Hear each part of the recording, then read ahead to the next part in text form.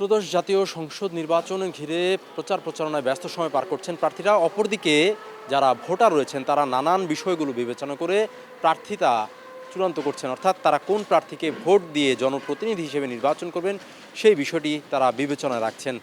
এবার ঢাকা ৯ আসনে ১১ জন প্রার্থী থাকলেও প্রার্থীদের মধ্যে আলোচনায় রয়েছেন হাবিবুর রশিদ হাবিব এবং তাসনিম জারা। একজন বিএনপি থেকে আসা, অন্যজন এনসিপির নেত্রী হলেও স্বতন্ত্র পদে নির্বাচন করছেন। জনপ্রিয়তার শীর্ষে কে রয়েছেন সেই বিষয়টি আজ এখানকার সাধারণ ভোটারদের কাছ থেকে জানতে চাইব। সঙ্গেই থাকুন। আমাদের ঢাকা ৯ আসনে আমরা বেশিরভাগই আমাদের হাবিবুর ভাইয়ের বেশি দেখছি। আর আমরা সবচেয়ে আশা করি বেশি যে আমাদের হাবিব ভাই ইনশাল্লাহ এবং দানিশ শেষে ইনশাল্লাহ পাশ করবে। ওনার জনপ্রিয়তা বেশি, আর উনি এই এলাকার সর্বোচ্চ অনেক পরিশ্রম করছে এবং কি এই এলাকায় অনেক মানুষের অনেক কিছু বিপদ আপদে সে এগিয়ে আইছে। ধরেন গরিব মানুষদের ধরা, মধ্য ফ্যামিলিতে ধরা, যারা বড়লোক মানুষ এখানে আছে স্থায়ী, ওনাদের সকলের বিপদ আপদে সে সবসময় আগে গেছে। যেমন বিরোধী দল যখন ছিল সে, তখনও তাদের সমস্যায় তারা সবসময় আগে গেছে। যার কারণে হাবিব ভাই আমাদের স্থানীয় মানুষ, আর আমরা চাই যেন হাবিব ভাই এবং কি দানিশ যেমন এই এলাকা থেকে জয়যুক্ত হয়। এখন আমরা যারা চোখের সামনে দেখছি যে বিপদে আপদে সবসময় সে সামনে ছিল, আমরা কিন্তু তাকেই সাপোর্ট করব। যাকে কখনো দেখি নেই কিংবা কখনো খোঁজ খবর নেয় নেই, আমরা তাকে কেন সাপোর্ট করতে যাব। আমাদের মোহাম্মদ হাবিব ভাই অনেক ভালো লোক, অভিজ্ঞতা লোক, ঠিক আছে, সে অনেক ভালো লোক। এরপরে সে দলের থেকে সে নমিনেশন পাইছে, ইনশাল্লাহ দগরি সে বিপুল ভোটে পাস করবে দানিশ।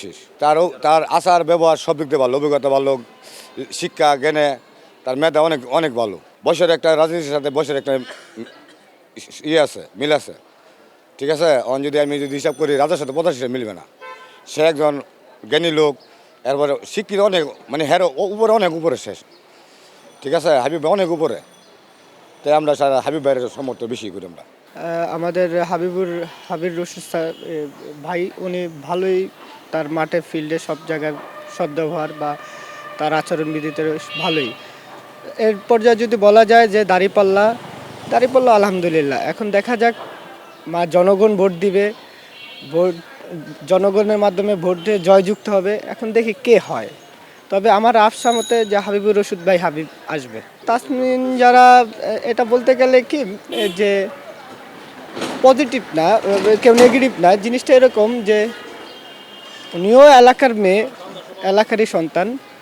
তো রাজনীতির ক্ষেত্রে ওনারা আমাদের জুলাই যোদ্ধা হিসাবে পরিচিত হয়েছে। আর যারা ফিল্ডে কাজ করতেছে তারা কিন্তু অনেক পরিশ্রম দিয়ে অনেক আগে থেকে ফেস ভ্যালুটা বাড়াইছে।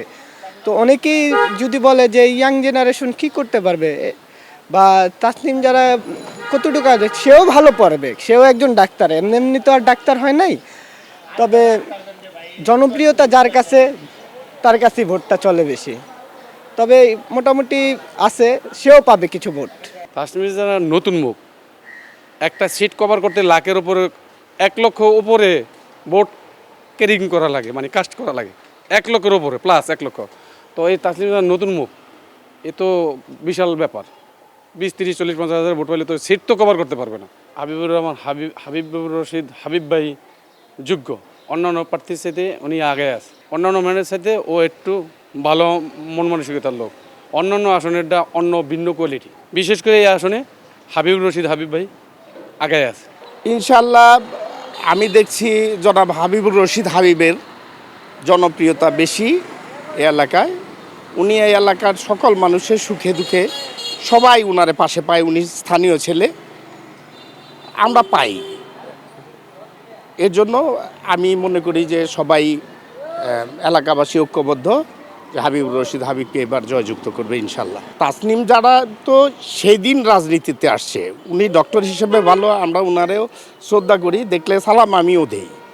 কিন্তু ঘটনা হয়েছে যে আপনি আমার সাথে দীর্ঘদিন চলাফেরা করেন, আপনি আমার সুখে দুঃখে আমি সারাক্ষণই আপনার পাশে পাইতেছি, তাহলে আপনারে সাপোর্ট করব না হঠাৎ করে কেউ আসছে আর বেটার মানুষ ভালো কিন্তু তার সাপোর্ট করব, সেটা বলেন।